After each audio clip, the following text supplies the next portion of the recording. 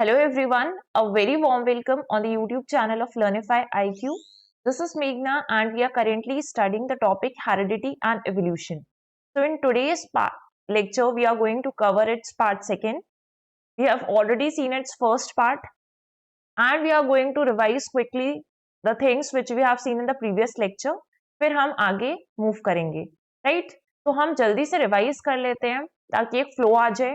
हमने सबसे पहले जाना था कि हेरिडिटी एंड एवोल्यूशन, अगर हम टॉपिक पढ़ रहे हैं तो हेरिडिटी क्या होती है?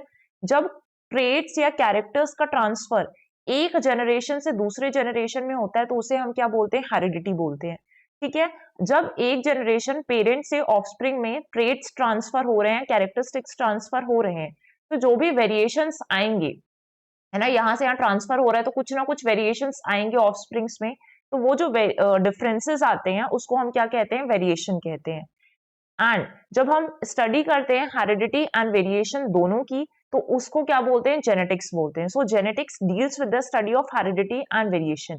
ये चीजें हमने स्टडी की थी। इसके बाद हमने क्या पढ़ा था कि कुछ की कॉन्सेप्ट्स पढ़े थे। ठीक है, पहले मैं आपको बता देती हूँ, अगर वेरिएशंस हमने पढ़ा था तो हमने वेरिएशंस के टाइप्स भी देखे थे। तो इन शॉर्ट मैं आपको यहीं से बताती हूँ कि वेरिएशन के टाइप्स में हमने दो टाइप्स देखे थे। वन इज सोमैटिक और दूसरा हमने क्या देखा था? गैमेटिक वेरिएशन देखा था। सोमैटिक वेरिएशन क्या होता है? जब सेल्स में हो, तो अगर बॉडी के सेल्स में वेरिएशन हो रहा है तो that is known as somatic variation. And ना तो ये इनहेरिटेड होता है ना ही ये ट्रांसमिटेड होता है, right? So it is also known as acquired traits, क्योंकि ये बॉडी के सेल्स में हो रहा है और ये एक्वायर्ड ट्रेट्स के फॉर्म में होता है, इसलिए हम इसको एक्वायर्ड ट्रेट्स कहते हैं। फिर आता है आपका गैमेटिक वेरिएशन। गैमेटिक वेरिएशन कहां पर हो रहा है? Takes place in the gametes और रिप्रोडक्टिव सेल्स, राइट? तो ये जो होगा वो इनहेरिटेड भी होता है, साथ ही साथ ट्रांसमिटेड भी होता है, इसलिए हम इस गैमेटिक वेरिएशन को क्या कहते हैं? इनहेरिटेड ट्रेट्स कहते हैं। इनहेरिटेड ट्रेट्स कहते हैं, राइट? ये क्लियर हो गया। अब इसके बाद से वेरिएशंस आपकी एसेक्सुअल रिप्रोडक्शन में भी होती है कि जब एसेक्सुअल रिप्रोडक्शन हो रहा है, मींस किसी सिंगल पेरेंट से ऑफस्प्रिंग जब आ रहे हैं, तब एसेक्सुअल रिप्रोडक्शन के टाइम पे जो वेरिएशंस होते हैं काफी फ्यू होते हैं। पेरेंट और ऑफस्प्रिंग के बीच में ज्यादा वेरिएशंस नहीं दिखाई देंगे, तो वेरिएशंस क्या होते हैं? काफी फ्यू होते हैं, राइट? इसके बाद से क्यों अकर होते हैं ऐसे वेरिएशंस? कम ही वेरिएशंस दिखाई देंगे। और क्यों हो रहे हैं? It occurs due to small inaccuracies in DNA copying. जब पेरेंट से ऑफस्प्रिंग में डीएनए कॉपी हुआ तो सिर्फ थोड़ी बहुत इनएक्यूरेसीज आई थी, राइट? इसके बाद बात करते हैं सेक्सुअल रिप्रोडक्शन में वेरिएशन की।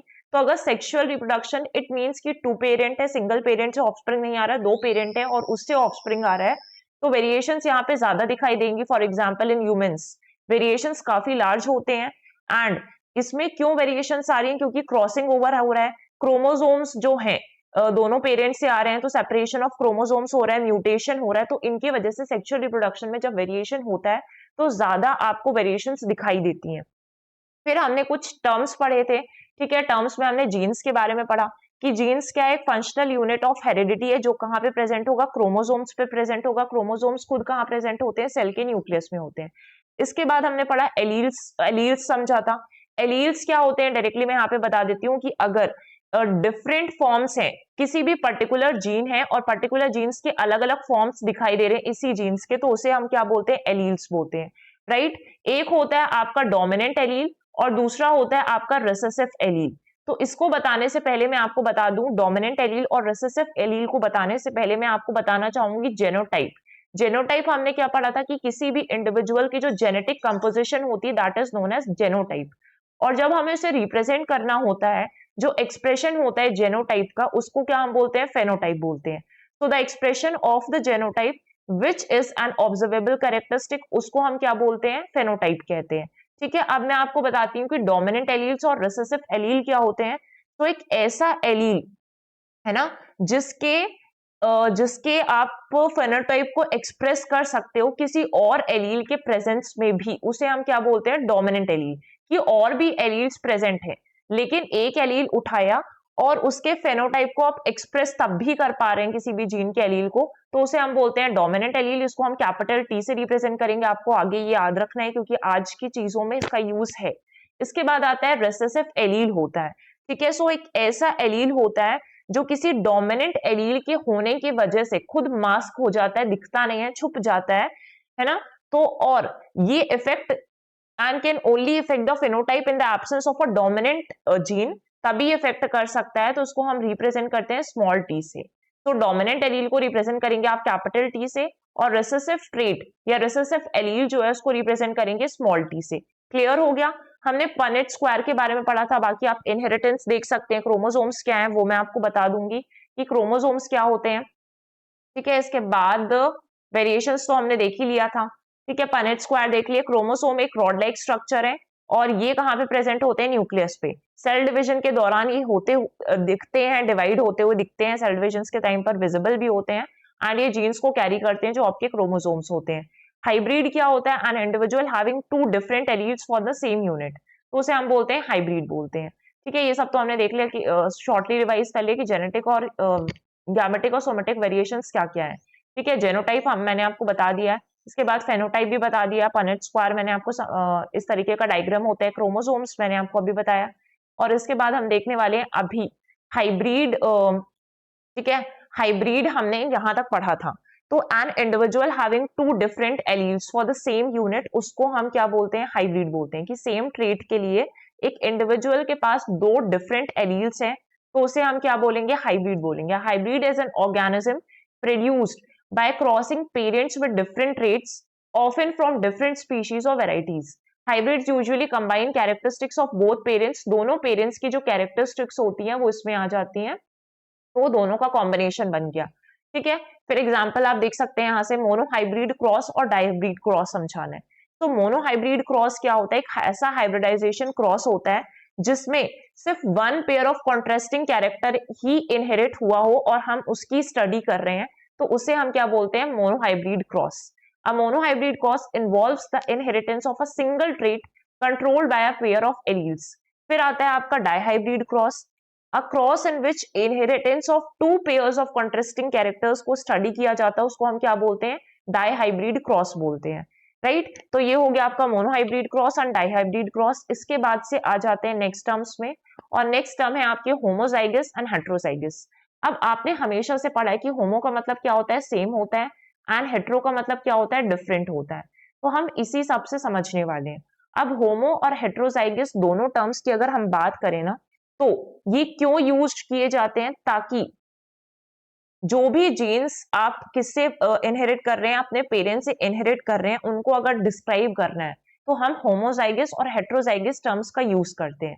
तो homozygous and heterozygous are the terms which are used to describe the pair of genes you inherit from your parents, right? इसका मतलब ये हो गया। अब देखिए होमोजाइगस क्या है? ऐसा an organism is homozygous if it has two identical alleles for a particular gene, है ना? किसी भी एक पर्टिकुलर जीन के लिए दो डिफरेंट एलील्स हैं, तो उसे हम बोलेंगे homozygous. Sorry, two identical alleles हैं, डिफरेंट तो यहाँ पर होने वाले हैं। ठीक है, तो उसे हम बोलते हैं होमोजाइगस होंगे। होमोजाइगस डोमिनेंट को आप कैपिटल पीपी से रिप्रेजेंट करेंगे, जहां पे टू डोमिनेंट दिखाने, अगर इस तरीके से दिखा रहे हैं तो टीटी ले सकते हैं, टी के फॉर्म में दिखा रहे हैं। होमोजाइगस रिसेसिव को किससे दिखाएंगे? रिसेसिव है तो स्मॉल पी से दिखाएंगे, एंड टू रिसेसिव एलील्स हो गए। हेट्रोजाइगस मींस एक ऐसा ऑर्गेनिज्म हेट्रोजाइगस कहलाएगा अगर उसके पास दो डिफरेंट एलील्स हैं किसी भी पर्टिकुलर जीन के लिए। ठीक है, पर्टिकुलर जीन था, दो डिफरेंट एलील्स थे, तो इसलिए हम क्या बोल रहे हैं? उसको हेट्रोजाइगस बोल रहे हैं। और इस तरीके से हम रिप्रेजेंट करेंगे, एक डोमिनेंट एलील होता है, एक रिसेसिव एलील होता है। तो ये जो टर्म्स है कि हम रिप्रेजेंट कैसे करते हैं, इसे आपको आगे ध्यान रखना है। राइट, इसके बाद आता है प्रोजेनी। तो प्रोजेनी क्या होती है? इट सिंपल मतलब होता है चाइल्ड। ठीक है, अगर हम प्लांट्स के टर्म्स में बात करें तो सीड्स बोल सकते हैं, और या फिर डिसेंडेंट्स भी बोल सकते हैं प्रोजेनी को। ठीक है, सो एक offspring as a daughter organism, progeny refers to the offspring और the next generation produced by parents. जैसे आपके पेरेंट्स से आप आए, ठीक है, तो ये नेक्स्ट जनरेशन को शो कर रहा है ना, आपकी जो जनरेशन है, तो उसे हम बोलते हैं प्रोजेनी। रिप्रोडक्शन के थ्रू होता है ऑब्वियसली। और एग्जाम्पल क्या दिया है? जब हम पी प्लांट क्रॉस, अभी हम आगे देखेंगे जब हम लॉ ऑफ डोमिनेंस, मैंडल के लॉस पढ़ेंगे, तब हम आगे देखने वाले हैं। तो पी प्लांट क्रॉस करवाया, the plants in the F1 और F2 जनरेशंस जो हैं वो पेरेंट प्लांट्स के प्रोजेनी आएंगे। कि पहले अगर आपकी एक जनरेशन आई तो F1 आया, फिर आपकी जनरेशन से एक ऑफस्प्रिंग प्रोड्यूस हो रहा है, इसका मतलब ये हो गया F2 जनरेशन है। ठीक है, तो इस तरीके से देखेंगे। फिर इसके बाद से गैमेट्स। गैमेट्स क्या होते हैं? ये किसी भी एनिमल या प्लांट के रिप्रोडक्टिव सेल्स को क्या कहा जाता है? गैमेट्स कहा जाता है। ठीक है, अगर हम बात करें एनिमल्स में, तो एनिमल्स में अगर हम खुद एनिमल है, तो एनिमल्स में अगर फीमेल है तो उनके गैमेट्स मतलब उनके रिप्रोडक्टिव सेल्स क्या होते हैं? ओवा बोलते हैं या फिर एग सेल्स बोलते हैं। ठीक है, एग सेल्स हो गए। अगर हम बात करें मेल्स की, तो मेल में क्या होता है? स्पर्म्स होते हैं। तो ये उनके रिप्रोडक्टिव सेल्स हो गए, यानी कि गैमेट्स हो गए, रिप्रोडक्टिव सेल्स। अब देखेंगे जो एग सेल्स और स्पर्म सेल्स होते हैं ना, वो दोनों ही हैप्लॉइड सेल्स होते हैं। हैप्लॉइड मतलब क्या होता है? एक तो देखिए यहाँ पर एक और टर्म समझ लीजिए, हैप्लॉइड होगा, और दूसरा क्या होता है? डिप्लॉइड होता है। अगर हम बात करें हैप्लॉइड की, इट मीन्स कि यहाँ पर क्या होगा? सिंगल सेट ऑफ क्रोमोसोम्स होंगे, सिंगल सेट ऑफ क्रोमोसोम्स होते हैं, उसे हम बोलते हैं हैप्लॉइड। और डिप्लॉइड मतलब क्या होता है? डिप्लॉइड मतलब होता है टू सेट्स ऑफ क्रोमोसोम्स होना, टू सेट्स ऑफ क्रोमोसोम्स, उसको हम बोलते हैं डिप्लॉइड। ठीक है, तो एग सेल्स और स्पर्म सेल्स खुद में क्या थे? हैप्लॉइड सेल्स थे। लेकिन फर्टिलाइजेशन जब होता है, तो फर्टिलाइजेशन या सेक्सुअल रिप्रोडक्शन हो रहा है, तो उसके बाद फर्टिलाइजेशन होगा। फर्टिलाइजेशन में क्या होता है कि स्पर्म और ओवम सेल्स जो होते हैं वो यूनाइट होते हैं, ताकि एक नया डिप्लॉइड ऑर्गेनिज्म प्रोड्यूस करते हैं, है ना। जैसे अगर आप पेरेंट्स हैं, तो पेरेंट्स में क्या थे? सिंगल सेट ऑफ क्रोमोसोम्स थे, मतलब हैप्लॉइड सेल्स प्रेजेंट थे एक मदर में, फादर में। लेकिन जब वो उसका कॉम्बिनेशन हुआ तो डिप्लॉइड्स फॉर्म हुए, आप में दो सेट ऑफ क्रोमोसोम होंगे, पेरेंट्स, दोनों पेरेंट्स से। ठीक है, तो ये हो गया गैमेट्स की reproductive cells and that carry only one set of chromosomes, haploid होते हैं। They combine during fertilisation to form a zygote फॉर्म होता है। मेल गैमेट बता दिया, फीमेल गैमेट बता दिया। ठीक है, तो ये चीज ध्यान में रखनी है। इसके बाद अगर हम एग्जाम्पल्स देखेंगे इसमें ही, तो गैमेट्स और, ठीक है, इन ह्यूमन स्पर्म्स देखेंगे 23 क्रोमोसोम्स प्रेजेंट है, एग में भी 23 क्रोमोसोम्स प्रेजेंट है, fuse to form a zygote, और यहाँ पे क्या होंगे? 46 क्रोमोसोम्स प्रेजेंट होंगे, जो जाइगोट का फॉर्मेशन होगा।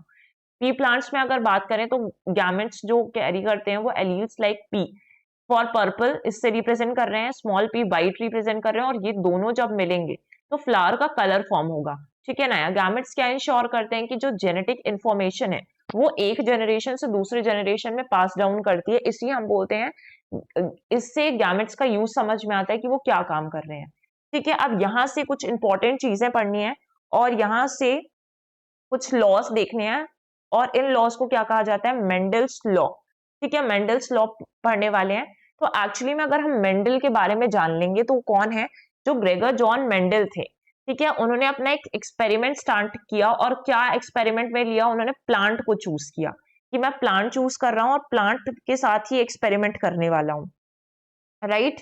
तो प्लांट ब्रीडिंग करवाई, प्लांट की ब्रीडिंग करवा के देखेंगे, उसका हाइब्रिडाइजेशन करवाएंगे, और इन्होंने इस चीज को करने के बाद, इस एक्सपेरिमेंट को करने के बाद क्या प्रपोज किया? कि propose the laws of inheritance in living organisms, right. Mendel को इसलिए क्या कहा जाने लगा? फादर ऑफ जेनेटिक्स कहा गया। ठीक है, he is known as the father of genetics. ये इंपॉर्टेंट फैक्ट है, तो आपको ये ध्यान में रखना है। अब जो प्लांट सिलेक्टेड किए गए मेंडल के द्वारा, वो कौन से प्लांट सिलेक्ट किए गए? पी प्लांट, है ना। पी प्लांट सिलेक्ट कर दिया गया इनके द्वारा, and he used a number of contrasting characters for garden pea. इसको गार्डन पी भी कह रहे हैं। तो गार्डन पी प्लांट जो उन्होंने चूज किया, उसमें बहुत सारे कॉन्ट्रास्टिंग कैरेक्टर्स को दिखाया, और उसके बाद से अलग अलग लॉस में उनको एक्सप्लेन किया। तो सबसे पहला है inheritance of traits for one contrasting character, जैसा कि मैंने आपको बताया कि मोनोहाइब्रिड क्रॉस क्या होता है। ठीक है, तो Mendel took pea plants with different characteristics such as height अलग थी उनकी, the progeny produced from them were all tall, है ना। अब यहाँ पे ऐसे अलग अलग कैरेक्टर्स लिए, अलग अलग हाइट थी, और इससे जो प्रोजेनी प्रोड्यूस किया, लेकिन सारे के सारे टॉल ही आए। ठीक है, Mendel then allowed F1 progeny plants to undergo, उनका भी सेल्फ पॉलिनेशन करवाया। तो अभी हम लॉ ऑफ डोमिनेंस से ये चीज अच्छी तरीके से समझते हैं। ठीक है, लॉ ऑफ डोमिनेंस अगर मैं आपको समझाऊं यहाँ पे, तो इसका एक डायग्राम है, तो हम पहले डायग्राम से समझेंगे। ठीक है, डायग्राम से हम क्या समझने वाले हैं कि ये दो पी प्लांट्स लिए। अब एक जो प्लांट था, मैंने आपको जो डोमिनेंट ट्रेट बताया है, कैपिटल टी से रिप्रेजेंट कर रहे हैं, रिसेसिव ट्रेट जो होता है स्मॉल टी से रिप्रेजेंट करते हैं, डॉर्फ है। कैपिटल टी दोनों के लिए है आपका, ठीक है, और यहाँ पे डॉफ के लिए हम स्मॉल टी यूज कर रहे हैं। तो अगर आप देखेंगे पी प्लांट में एक टॉल प्लांट लिया, एक शॉर्ट प्लांट लिया, एक डॉर्फ और एक टॉल लिया। ठीक है, ये समझ में आया। जब हमने इसका क्या करवाया? क्रॉस करवाया, मोनोहाइब्रिड क्रॉस। तो यहाँ पे क्या क्या फॉर्म हुआ? पहली जनरेशन के बारे में पढ़ रहे हैं। कि जो 4 आपके ऑफस्प्रिंग्स प्रोड्यूस्ड हुए हैं यहाँ पर, वो सारे के सारे क्या दिख रहे हैं आपको, टॉल ही दिख रहे हैं। ठीक है, ये ट्रेड्स को रिप्रेजेंट कर रहा है, तो ये आपको गौर करना है कि अलग अलग ट्रेड्स को दिखा रहा है, डोमिनेंट एंड रिसेसिव को। ठीक है, तो इसको हमने क्या कर दिया, मेंडल लॉ ऑफ डोमिनेंस कहा, कि डोमिनेट कौन कर रहा है, टॉल वाला डोमिनेट करने लगा। तो this is known as Mendel's law of dominance, which states that when parents with pure contrasting traits को हमने क्या कराया, क्रॉस करवाया। पेरेंट थे लेकिन क्या थे, प्योर और कॉन्ट्रास्टिंग ट्रेड्स थे ना इनके, तो क्या हुआ, जो ऑफस्प्रिंग प्रोड्यूस्ड हुए हैं वो क्या सिर्फ एग्जिबिट कर रहे हैं, सिर्फ डोमिनेंट ट्रेड को एग्जिबिट कर रहे हैं, टॉल वाले को बस रिप्रेजेंट कर रहे हैं F1 जनरेशन में। ठीक है, तो ये हो गया डोमिनेंट ट्रेड। और जो ट्रेड छुप गया है, आ नहीं पाया है, उसको हम क्या बोलते हैं, रिसेसिव ट्रेड बोलते हैं। तो F1 जनरेशन में ये चीज दिखाई दी। ठीक है, तो यहां पर आ जाइए, हम पढ़ते हैं लॉ ऑफ डोमिनेंस क्या है। In the cross between two organisms जिनके कॉन्ट्रास्टिंग ट्रेड्स थे, only one trade dominant appears in the offspring of the F1 generation. ठीक है, जो अदर वाला था वो छुप गया। इसके बाद आता है डोमिनेंट ट्रेड, क्या है, the trade that is expressed in F1 generation, जो विजिबल है उसको हम डोमिनेंट ट्रेड कहेंगे। रिसेसिव ट्रेड क्या है, that is not expressed but वो रीअपेयर होके सेकेंड F2 जनरेशन में दिखाई देगा। ये ध्यान कर देना है आपको इस बात पर कि F2 जनरेशन में वो रीअपेयर होगा, अभी F1 जनरेशन में बस छुप गया है वो।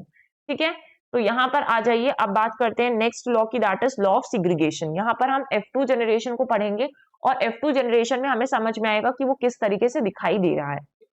ठीक है, तो लॉ ऑफ सिग्रीगेशन क्या बोलता है कि जब हम F1 जनरेशन में गए, तो जब हमने F1 जनरेशन देखी है ना, फर्स्ट वाले का ही लॉ ऑफ डोमिनेंस ही देखना है, तो F1 हाइब्रिड में जो डोमिनेंट एंड रिसेसिव ट्रेड्स थे एक साथ रहते हैं काफी लंबे टाइम के लिए, डोमिनेंट वाला, रिसेसिव वाला, एक बड़ा और एक छोटा।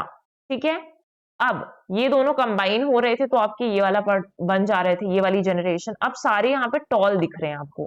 ठीक है, सारे टॉल दिख रहे हैं, लेकिन ये लोग साथ में रहेंगे कुछ टाइम तक। कुछ टाइम साथ में रहने के बाद भी क्या हो रहे हैं, वो एक दूसरे के साथ मिक्स नहीं हो रहे। जैसे जो आपको F1 जनरेशन में मिला, सारे टॉल टॉल मिले। अब सारे टॉल टॉल एक साथ थे, कुछ टाइम तक रहे साथ में, लेकिन वो एक दूसरे के साथ मिक्स नहीं हुए। ठीक है, तो इस तरीके से उन्होंने सिग्रीगेट या सेपरेट करके रखा अपने आप को, और इसी बोलते हैं, हम क्या बोलते हैं, लॉ ऑफ सिग्रीगेशन कहते हैं, जो कि मेंडल का सेकेंड लॉ है। तो during the formation of gametes, the two alleles for a trait separate, segregate from each other so that each gamete carries only one allele for each trait. ठीक है, अब हर एक पेरेंट के पास दो alleles थे for a trait के लिए। ठीक है, हम इस तरीके से रिप्रेजेंट कर रहे थे ना, तो दो एलील्स हैं ट्रेट के लिए, हाइट रिप्रेजेंट कर रहे हैं। अब गैमेट फॉर्मेशन हो रहा है, each gamete gets one allele, हर एक गैमेट जो फॉर्म होगा उसको एक एलील तो मिलेगा। फर्टिलाइजेशन में क्या होता है कि गैमेट्स कंबाइन होते हैं randomly to restore the pair of alleles in the offspring. अब आपको एग्जाम्पल से अभी कुछ समझ में नहीं आ रहा होगा, बट मैं आपको एग्जाम्पल से समझाने वाली हूँ तो आपको क्लियर होगा। ठीक है, अब इसको हम एक न्यू पेज में बनाते हैं और फिर हम इसको सारी चीजें देखेंगे। अब हमने क्या करना है, पहली जो जनरेशन है वहां पे पेरेंट प्रेजेंट थे और पेरेंट का क्या होगा, क्रॉस होगा। तो फर्स्ट में आपने देखा कि ये वाली जो जनरेशन थी उसको हम लेंगे। ठीक है, दोनों आपके टॉल टॉल थे, जो चार बन रहे थे ना उसमें से हमने दो उठाए हैं, और ये भी टॉल है, यहाँ पे ये भी टॉल है। ठीक है, अब हम क्या करने वाले हैं कि आपके जो टॉल, इसको प्लांट्स को हम इस तरीके से रिप्रेजेंट कर रहे हैं, ये भी टॉल वाला है और ये भी उसका सेम हाइट है, तो ये भी आपका टॉल प्लांट ही है, शॉर्ट को नहीं लिया है। ठीक है, तो पहली जनरेशन में हमने ये F1 जनरेशन को रिप्रेजेंट कर रहा है, किसको रिप्रेजेंट कर रहा है, रिप्रेजेंट्स F1 जनरेशन। अब यहाँ पे क्या फॉर्मेशन हुआ आपके वो हमें देखना है, और इसके ऑफस्प्रिंग्स अगर हम इनको ही कंबाइन करेंगे तो जो इनके ऑफस्प्रिंग बन रहे हैं F1 जनरेशन के बाद जो F2 जनरेशन हम यहाँ पे स्टडी करने वाले हैं, वो हमें किस रेशियो में मिलेगी, 3:1 के रेशियो में मिलती है, जहां पे आपके टॉल भी होंगे, शॉर्ट भी होंगे। जब इनके F2, मैंने क्या बताया आपको कि कुछ ऐसे ट्रेड्स थे जो F1 जनरेशन में डोमिनेंट थे, लेकिन कुछ ऐसे ट्रेड्स भी थे जो रिसेसिव हो गए थे, लेकिन जब आप F2 जनरेशन में जा रहे हैं तो वो जो रिसेसिव वाले ट्रेड्स थे वो रीअपियर होकर आ रहे हैं। ठीक है, तो जो छुप गया तो वो वापस आ रहा है। तो यहाँ पर आप देखेंगे कि ये सारे टॉल हैं, तीन तो आपके टॉल ही बन रहे हैं। ठीक है, तीन टॉल बन रहे हैं, लेकिन एक जो हो रहा है आपका, एक ऐसा है जो शॉर्ट भी हो रहा है, तो एक को हम क्या कर देते हैं, छोटा कर देते हैं, क्योंकि 3:1 पे आ रहे हैं। तो यहाँ पे ये भी टॉल था, ये भी टॉल था, ठीक है, ये भी टॉल था, सारे डोमिनेंट वाले तो ठीक थे, लेकिन ये वाला क्या हो गया, शॉर्ट हो गया। तो ये जो जनरेशन दिखा रहे हैं हम, दिस इज F2 जनरेशन। ठीक है, यहाँ पे इसको हम रिप्रेजेंट करेंगे कैपिटल T से। ठीक है, ये वाले इसको रिप्रेजेंट करेंगे अलग अलग एलील से, और ये वाला तो एकदम शॉर्ट ही है, तो ये F2 जनरेशन को दिखा रहा है। अब यहाँ पे जो आपका टॉल वाला प्लांट था ना, ये टॉल प्लांट, ठीक है, तो अभी हमको नेक्स्ट उसमें क्या करवाना है, पता नहीं यहाँ पे आ पाएगा कि नहीं, बट इसके आगे मैं यहाँ पे बना रही हूँ। ठीक है, तो यहाँ पे देखना है कि टॉल टॉल लिया हमने, ये हो गया आपका टॉल प्लांट, यहाँ पे लेना है टॉल प्लांट। ठीक है, इसके बाद यहाँ से एक लेना है आपका शॉर्ट प्लांट। ठीक है, इसको हम डॉर्फ बोल देते हैं। अब डॉर्फ प्लांट और टॉल प्लांट को लिया, इनका हमने क्या करा दिया, क्रॉस पॉलिनेशन करेंगे ये आपस में। तो यहाँ पे क्या हो रहा है, क्रॉस पॉलिनेशन हो रहा है। आई होप आप लोग पॉलिनेशन जानते होंगे क्या होता है। अगर आप नहीं जानते तो आप देख सकते हैं प्रीवियस लेक्चर्स में, बायोलॉजी में आपको मिल जाएगा टॉपिक। ठीक है, अब जो F1 जनरेशन बनी इनमें, उसमें हमें क्या मिला था कि ये जो प्लांट थे वो सारे टॉल थे, है ना, दोनों को कंबाइन करके पढ़ रहे हैं, तो ये सारे टॉल थे। ठीक है, लेकिन जब F2 जनरेशन में मैंने क्या बताया था कि आपको सेल्फ पॉलिनेशन होगा, तो जब F2 जनरेशन में ये आपस में सेल्फ पॉलिनेट करते हैं, यहाँ पे सेल्फ पॉलिनेशन होगा, तो सेल्फ पॉलिनेशन हुआ तो किस तरीके से फॉर्मेशन हुआ, सेल्फ पॉलिनेशन के बाद, इसका यहाँ पे बता रही हूँ मैं आपको। अब सेल्फ पॉलिनेशन करने के बाद ना तीन तरीके से चीजें फॉर्म हो रही हैं। एक तो आपका हो रहा है आपको टी मिला, जो कि आपका कैपिटल टी था, टॉल टॉल वाली बात कर रहे हैं। ठीक है, एक आपको मिला इस तरीके से ये वाला ट्रेट, और एक आपको मिल गया एकदम स्मॉल। तो ये जो है वो कितना मिल रहा है आपको, 25% टॉल है। फिर यहाँ पे ये दोनों को मिलाकर हम क्या ले ले रहे हैं, इसको 50% कंसिडर कर रहे हैं, 50%, और ये वाले को हम क्या कंसिडर कर रहे हैं, 25%। तो 25% आपके डॉर्फ निकले, 25% आपके एकदम टॉल प्लांट्स मिले अगली F2 जनरेशन में, और जो 50% थे वो क्या मिल रहे हैं, टॉल हाइब्रिड मिल रहे हैं। तो 50% क्या मिल रहे हैं, टॉल हाइब्रिड मिल रहे हैं। ये क्लियर हो गया। तो अगर हम इसके बात करेंगे इसके फेनोटाइप रेशियो की, तो जो फेनोटाइपिक रेशियो जो ऑब्जर्वेबल कैरेक्टरिस्टिक को दिखा रहा है, वो क्या आपको 3:1 में है ना, ये आप ऑब्जर्व कर पा रहे हैं कि हाँ ऐसा रेशियो बन रहा है कि 3 बड़े हैं 1 छोटा है। ठीक है, और जो जेनोटाइपिक रेशियो है वो क्या बनेगा, 1:2:1 बनेगा। यहां से आप निकाल सकते हैं कि 25:50:25 का रेशियो बनाएंगे तो 1:2:1 आएगा। ठीक है, फेनोटाइपिक रिप्रेजेंटेशन है। तो आई होप अब आपको क्लियर हुआ हो। तो यहाँ पे अगर आप देखेंगे तो एक सेकेंड ना, तो यहाँ पे क्या आ रहा है, पेरेंट जनरेशन है, पी टॉल प्लांट यहाँ से आप समझ सकते हैं। अगर आपको नहीं समझ में आया कि फर्टिलाइजेशन हुआ फिर किस तरीके से फॉर्म हुआ, तो जो मैंने एक्सप्लेन किया वही चीजें यहाँ पे थ्योरी फॉर्म में लिखी हुई हैं। ठीक है, if you are having any kind of doubts then ask in the comment section. ठीक है, यहाँ पे लॉ ऑफ सिग्रेगेशन इंश्योर करता है कि each gamete receives only one allele and traits are passed on independently, maintaining genetic variation भी रहनी चाहिए। इसके बाद नेक्स्ट आता है आपका डाईहाइब्रिड क्रॉस। ठीक है, तो डाईहाइब्रिड क्रॉस में भी आपको चीजें समझनी है। अब inheritance of traits for two visible contrasting characters. ठीक है, two visible contrasting characters, it means हम क्या करवाने वाले हैं, अब डाईहाइब्रिड क्रॉस करवाने वाले हैं। अब इसमें हम क्या करेंगे कि एक दो प्लांट उठाए, दो प्लांट के पास दो पेयर ऑफ कॉन्ट्रास्टिंग कैरेक्टर्स हैं, और उसको अगर जब हम क्रॉस करवाएंगे तो that is known as dihybrid cross. अब देखिए स्टेप्स क्या है एक्सपेरिमेंट में। सबसे पहले पेरेंट्स को देखना है। तो जो पेरेंट वन था, ठीक है, यहाँ पे देखिए पेरेंट वन था, उसमें कौन कौन है, एक तो है आपका राउंड ग्रीन। पेरेंट की अगर हम बात करें तो हम क्या क्या लेने वाले हैं, राउंड ग्रीन सीड्स हम लेंगे। ठीक है, सीड्स लेंगे। और दूसरा है आपका रिंकल्ड येलो। ठीक है, थोड़ा सिकड़ा हुआ है और येलो कलर का है। ठीक है, तो ये दोनों आपको लेना है पेरेंट। अब पेरेंट को रिप्रेजेंट कैसे कर रहे हैं, ये एकदम राउंड शेप का, मैं यहाँ पे ग्रीन कलर तो नहीं दिखा सकती हूँ, या फिर मैं कर देती हूँ ग्रीन कलर, तो आप थोड़ा सा देख पाएंगे क्योंकि अब फैसिलिटीज हैं तो उसको यूज करते हैं। तो ये किस कलर का है, राउंड है बट ग्रीन कलर का है। इसके बाद अगर हम नेक्स्ट लेंगे तो हम उसको किस कलर का, उसको थोड़ा सा रिंकल शेप का बनाएंगे। और ये क्या दिख रहा है आपको, रिंकल शेप्ड का दिख रहा है, लेकिन ये किस कलर का है, येलो कलर का है। ठीक है, तो हम इसको एक सेकेंड में इसको हम कर देते हैं येलो कलर। ठीक है, अब वापस आ जाते हैं एक्सप्लेनेशन पे। एक राउंड येलो हो गया, एक रिंकल येलो हो गया, और इसको हम रिप्रेजेंट भी कैसे कर रहे हैं वो भी हमें समझाना है। तो उसको हम रिप्रेजेंट कर रहे हैं कैपिटल आर और स्मॉल वाई से, ठीक है, राउंड ग्रीन इसको पढ़ेंगे। और यहाँ पे इसको रिप्रेजेंट करने वाले हैं स्मॉल आर से रिंकल्ड और येलो कलर, ठीक है, ऐसे रिप्रेजेंट करेंगे। रिप्रेजेंटेशन याद रखना है, राउंड ग्रीन है, ये रिंकल्ड येलो है। इसके बाद जब हमने क्या करवाया इन दोनों का, और इसको अगर हम बात करें इनके गैमेट्स लेने अब, ठीक है, इनके गैमेट्स आप बनाओगे जो इनके रिप्रोडक्टिव सेल्स हैं, तो इसका गैमेट क्या दिखेगा आपको, किस फॉर्म में दिखेगा, आर और स्मॉल वाई के फॉर्म में दिखेगा। यहाँ पे अगर आपने गैमेट फॉर्मेशन किया है, ये आपके गैमेट्स हैं, ठीक है, इसका गैमेट क्या होगा आपका, स्मॉल आर और एक कैपिटल वाई को उठा लेते हैं। अब इन दोनों का हमने क्या करवाया, क्रॉस पॉलिनेशन करवाया है। तो आफ्टर क्रॉस पॉलिनेशन आपको कुछ चीजें मिलेंगी, और जो आपका क्रॉस पॉलिनेशन के बाद चीजें आएंगी वो कौन सी जनरेशन में होगी, F1 जनरेशन में होगी। तो F1 जनरेशन जो हमें मिली इसको करवाने से, वो सारे राउंड थे, और किस कलर के थे, सारे के सारे राउंड थे, लेकिन येलो सीड्स थे। तो अब देखो दोनों की ट्रेड्स आ रहे हैं, येलो थे ना, मैं बोल रही हूँ, तो राउंड है लेकिन येलो कलर के हैं यहाँ पर, ठीक है। I hope this much is clear to you. F1 generation में हमें किस तरीके की चीजें मिल रही हैं, अब इसको रिप्रेजेंट करते हैं, एक स्मॉल वाई और इस तरीके की हमें चीजें मिली, ठीक है।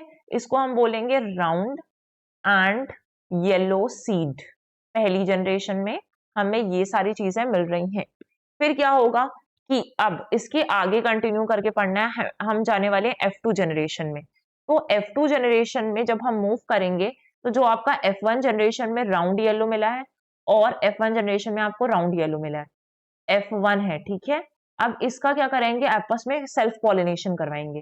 तो यहाँ पे क्या हो रहा है, सेल्फ पॉलिनेशन हो रहा है, और सेल्फ पॉलिनेशन के बाद बहुत सारी चीजें मिलने वाली। तो ये कॉम्बिनेशन ऑलरेडी ऐसे ही होते हैं, और इस तरीके से आपके एनसीईआरटी से पढ़ने कि आपको जब करवाया तो 315 राउंड येलो सीड्स मिलेंगे, ठीक है।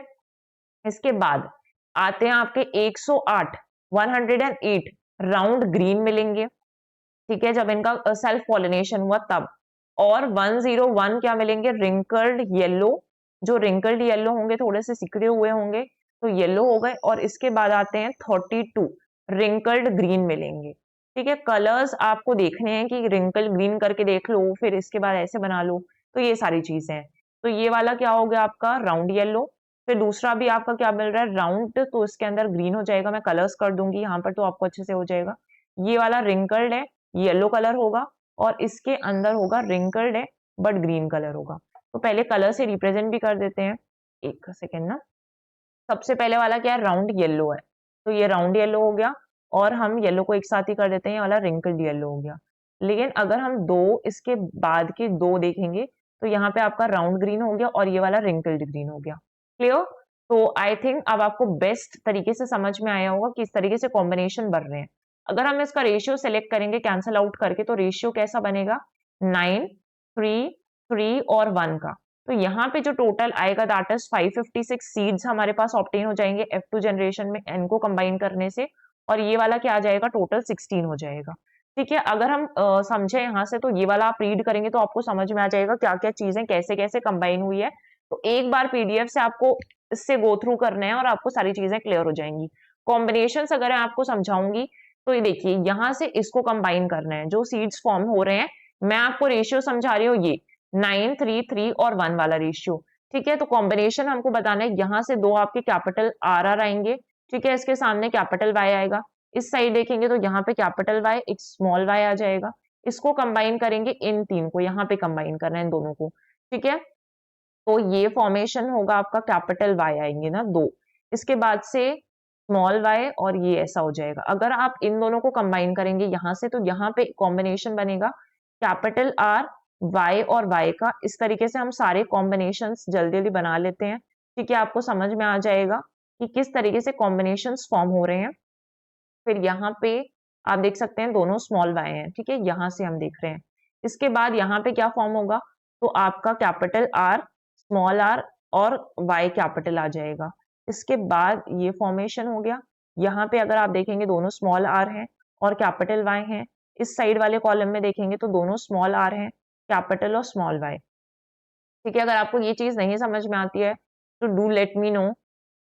वैसे तो मुझे लगता है बहुत इजी कॉन्सेप्ट है, और ये चीज क्लियर हो जाएगी कॉम्बिनेशन कैसे बना है, बस क्रॉस क्रॉस किया है इनको, ठीक है। और यहाँ पे आपका लास्ट में आ जाएगा ये दोनों, जो स्मॉल आर लिया है इस वाले कॉलम से बनाना है ना, रो एंड कॉलम का यूज करके। तो ये हो गया। राउंड येलो के आपको 9 दिखाई देंगे, ठीक है, आपको देखने हैं। इसके बाद रिंकल्ड येलो, अगर आप देखेंगे रिंकल्ड येलो मैंने कलर समझा है, तो उसके आपको 3 कॉम्बिनेशन आपको चूज करने हैं, 3 मिलेंगे और रिंकल ग्रीन का 1 मिलेगा। तो इस तरीके से फेनोटाइपिक रेशियो जो ऑब्जर्वेबल कैरेक्टरिस्टिक्स के बेसिस पे बन रहा है, दैट इज फेनोटाइपिक रेशियो, इस फॉर्म में बन रहा है। ऑब्जर्वेशन अगर आप रीड करना चाहे तो कर सकते हैं कि F1 जनरेशन में क्या मिला, और F1 जनरेशन के बाद सारे राउंड और येलो सीड्स थे।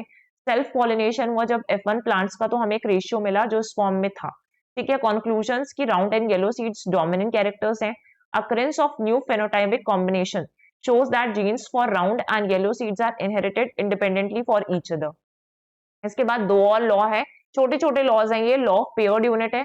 Mendel propose that when 2 dissimilar unit factors are present in an individual, only one is able to express, ठीक है, one that expresses itself as dominant unit factor, जो अपने आप को फेल टू एक्सप्रेस हो जाता है, दैट इज रिसेसिव, ठीक है। तो ये दोनों हो गए आपकी यूनिट फैक्टर्स। यूनिट फैक्टर्स क्या है? Traits are determined by discrete units, अलग अलग होंगे, ठीक है। Pairs each individual has 2 factors for a trait.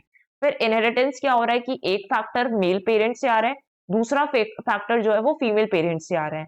और डोमिनेंस क्या होगा कि एक फैक्टर जो है, जो एक से आ रहा है वो डोमिनेट कर जाएगा, जो दूसरे से आ रहा है शायद वो दिखे ही ना। तो एक तो विजिबल है लेकिन दूसरा वाला विजिबल नहीं हो पाया एक जनरेशन में, लेकिन कहीं ना कहीं वो आगे की जनरेशन में रीअपियर होगा। फिर आता है लॉ ऑफ इंडिपेंडेंट असॉर्टमेंट। क्या होता है कि, है ना, एक जो कैरेक्टर आ रहा है वो हमेशा इंडिपेंडेंट होगा of the inheritance of other character. ये बोलता है इंडिपेंडेंट असॉर्टमेंट का law. Genes for different traits assorts independently of one another during gamete formation। तो इंडिपेंडेंट इनहेरिटेंस हो रहा है कि एलील ऑफ वन जीन जो है do not effect the inheritance of alleles of another gene, and applied to unlinked genes पर भी applied होता है ये, कि ट्रेट्स कंट्रोल्ड बाय जीन्स और different chromosomes assort independently, right. तो आज हमने क्या क्या पढ़ा है? लॉ ऑफ डोमिनेंस पढ़ा है, ठीक है। इसके बाद हमने पढ़ा लॉ ऑफ सिग्रीगेशन क्या होता है। लॉ ऑफ सिग्रीगेशन के बाद हमने क्या देखा? Law of paired unit. और लॉ ऑफ इंडिपेंडेंट असॉर्टमेंट में उतना कुछ एक्सप्लेनेशन नहीं है, सिंपल है डेफिनेशन फॉर्म में, तो ये एक्सप्लेन कर दिया है। In case you are having any kind of doubts, do ask in the comment section. आज के लेक्चर में बस इतना ही। Thank you everyone.